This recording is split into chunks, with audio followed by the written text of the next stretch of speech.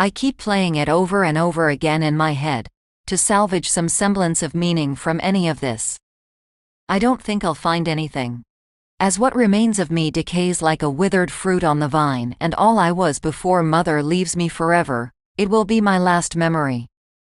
I was part of the company's Explorer Corps. A dangerous, lonely job. Company didn't give a shit about me, and I didn't give a shit about them. Decades of travel through the empty black ocean, frozen in deep slumber, a million miles away from warmth or light or love. I can't remember before that. I remember being in trouble, but not what for. God, I hope it was something good. Hope I hurled a brick through a company man's window or something. The AI woke me prematurely, directed me to an unidentified signal coming from a local asteroid field. Worth investigating. I remember, distantly, tales of explorers growing so attached to their ice they fell in love with them. Stupid bastards. No personality, no emotions, and worst of all, no sense of humor. Just a dry synthesized voice endlessly telling you the bleeding obvious. I called mine Valerie. She ejected me from cryo-sleep rudely, suddenly, plunging me from the sweet serenity of wantless sleep into ice-cold reality. Bitch. What is it? I asked. Crewman Moore. An unidentified signal has been detected from a nearby exoplanet. Company directives implore you investigate. I tried to swallow back vomit. Fine. Whatever. Set a course. I settled into Valerie's seat. Oh yes, I called the ship Valerie too. The AI her mind, the ship her body. Not that her body was any more impressive than her mind. The size of roughly 3 coffins stuck together, the walls covered in veins of tubes, wires, and foam padding. My only view to the outside world was a porthole smaller than my closed fists. Hey, maybe I just have big hands. Signal repeats. 3 bursts in quick succession, followed by silence for 32.3 seconds before repeating. Cause unknown. Chance of intelligent origin high. Planet's gravity? I asked. 0.029 Gs. So we can achieve escape velocity? Valerie's engines were barely more effective than jumping. If the company could squeeze a penny out of it, they'd do it. Correct. Nothing to lose then. Honey bunch. Send us down. We landed on a plateau. A glance out the porthole told me that the planet was the color of clay, and pocked with ridges and crests and crevices. Crewman Moore. I have cleaned up the message. Would you like me to play it back? Hit me. It was the most beautiful thing I had ever heard. It was the saddest thing I had ever heard. I would call it a song, but only by analogy, only because I lack the words to describe it. It was beyond a song. It was wordless harmony. By the time it had stopped, I was crying. Broadcast the following message. Valerie. My name is Theodore Moore, commander of the vessel Valerie. I hear your message, and I'm coming to find you. I wiped the tears from my eyes and clambered into my EVA suit. Valerie, depressurize the ship. I'm going out there. When I jumped down onto the surface, I noticed my boots seemed to squelch on the clay-colored surface. I stood for a few minutes as I talked with Valerie. Val, you got a triangulation on the signal? Negative. I gave a frustrated sigh. You've had hours. Negative. Source of the signal is omnipresent. The hell does that mean? Signal came simultaneously from the entire planet. But that's not possible. I tried to take a step back inside Valerie, my foot didn't move. I glanced down, saw that the ground had enveloped my entire foot and now tendrils were clambering up my leg. Oh, fuck. I made a reach for Valerie's ladder, but something wrapped itself around my arm and yanked me to the ground.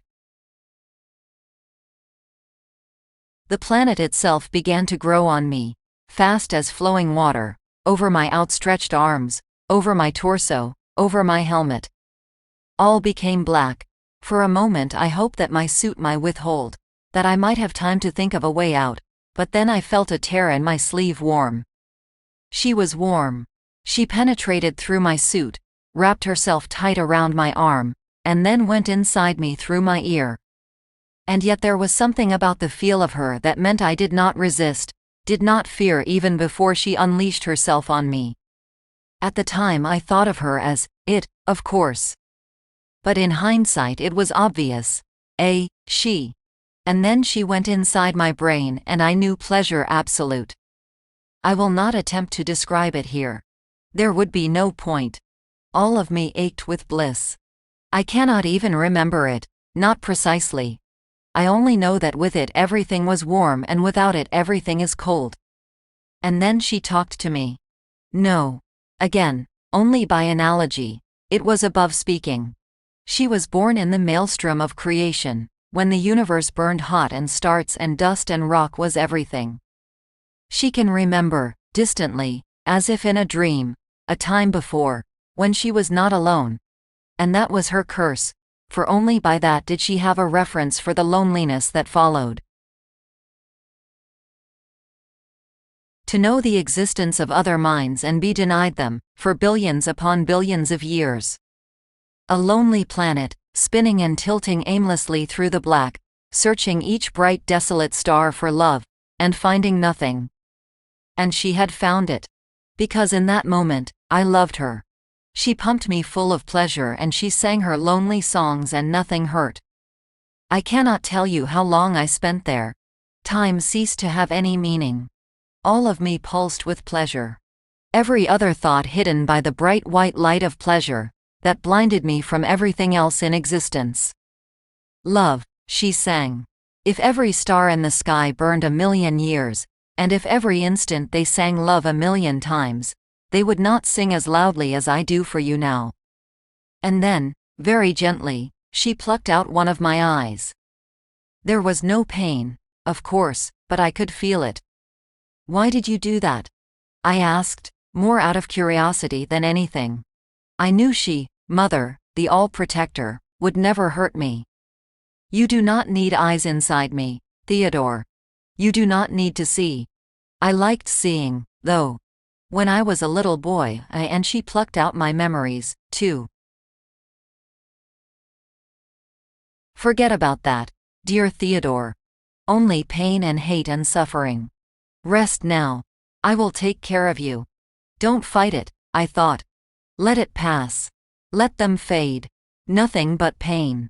Nothing but I tore my arm out of her then. Panic hit me like a brick wall. Like bleeding to death in a warm bath, she was draining me away. I heard her scream again, not a scream exactly. The pain that tore through her as I ripped my arm free, the pinprick of physical, the eternal pain of mental. Her one love abandoning her to forever isolation. I could hear her, frenzied, panicking, so afraid. Theodore, please, please, I won't take anything else. I'm sorry, Theodore, please. With my free arm I freed my head, my chest, my legs. I discovered there exactly what else she had taken of mine. I'll be everything you want be to me. I won't hurt you again. She had taken my legs, tore through the suit and shredded them off. The remaining bloodied stumps went as far as my kneecaps. I exhaled hard as I remembered the vacuum around me. The gravity, her gravity was so light, though, that even missing 2 legs and an eye didn't stop me clambering up Valerie's ladder. I hurled myself through the airlock. Repressurize, I tried to say, but then I realized she had taken my tongue, too. Didn't matter. My hands, yes, hands. She had left me both of them, at least scrabbled across the control panel, and my lungs filled with thick, sweet air. As I launched, I heard her last wail. I love you, I love you, I love you. When in orbit, I took a moment. No legs. No tongue. Missing an eye. They could put parts of me back together, but I'd never be whole again. My voice would be tinny and robotic, my eyesight blurry, my legs cold and unfeeling. Worth it, I thought. Worth it. My memories, of course, I would never get back. But then I supposed, I would never know exactly what I had lost, would I? And I'd never feel the pleasure she'd given me ever again. As long as I lived, nothing would ever equal it. Nothing would even come close.